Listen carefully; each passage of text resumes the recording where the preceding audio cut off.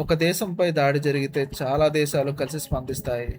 ఇది సినిమా కాదు, ఇది నిజంగా ఉన్న ఒక అలయన్స్. దాని పేరు నాటో. నాటో అంటే ఏమిటి? నాటో అంటే నార్త్ అట్లాంటిక్ ట్రీటీ ఆర్గనైజేషన్. ఇది ఒక అంతర్జాతీయ సైనిక కూటమి. ఇది 1949లో ఏర్పడింది. దీని యొక్క ప్రధాన లక్ష్యం సభ్య దేశాల భద్రతను కలిసి కాపాడుకోవటం. ఇందులో ఉన్న దేశాలు ఒక ముఖ్యమైన నిబంధనలు పాటిస్తాయి. సో అదేమిటంటే, ఒక దేశంపై దాడి జరిగితే అది అన్ని దేశాలపైన దాడి జరిగినట్టే అని భావిస్తారు. నాటో ఎందుకు ఏర్పడింది? రెండో ప్రపంచ యుద్ధం తర్వాత ప్రపంచంలో చాలా మార్పులు వచ్చాయి. ప్రపంచం రెండు భాగాలుగా విభజించబడింది.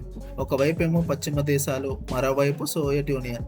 ఈ సమయంలో యూరోప్లో భద్రతపై ఆందోళనలు ఎక్కువయ్యాయి. అందుకే అమెరికా, కెనడా మరియు యూరోప్ దేశాలు కలిసి ఒక రక్షణ కూటమి ఏర్పాటు చేశాయి.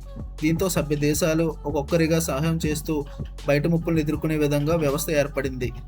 ప్రస్తుతం నాటోలో 30కి పైగా దేశాలు ఉన్నాయి. అందులో ముఖ్యమైన దేశాలు America, United Kingdom, France, Germany, Italy మరియు కెనడా.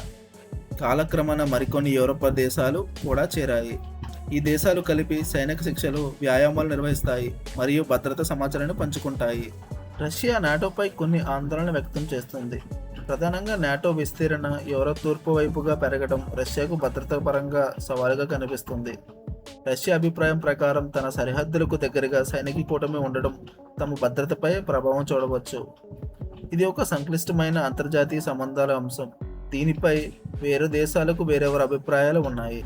ఇందులో ఒక చాలా ముఖ్యమైన నిబంధన ఉంది, ఆర్టికల్ 5. దీని అర్థం ఏమిటంటే, ఒక సభ్య దేశంపై దాడి జరిగితే మిగతా దేశాలు కూడా సహాయం చేయాలి. ఇది నాటోలో ఉన్న ప్రధాన బలం. ఇది దేశాల మధ్య విశ్వాసాన్ని పెంచుతుంది. నాటోలో నిర్ణయాలు ఎలా తీసుకుంటారు?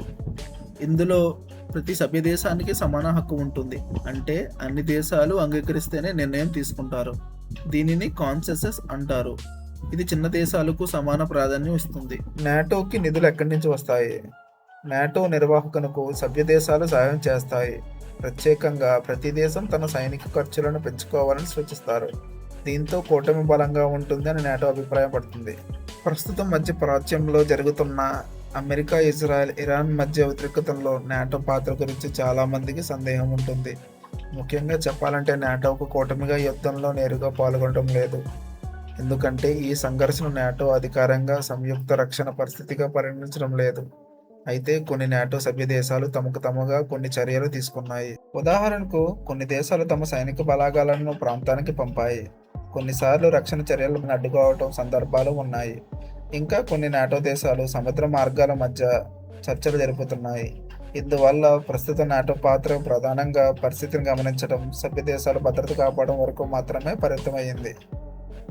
ఇప్పటికీ నాటో ప్రపంచంలో ఒక ముఖ్యమైన రక్షణ కూటమిగా ఉంది.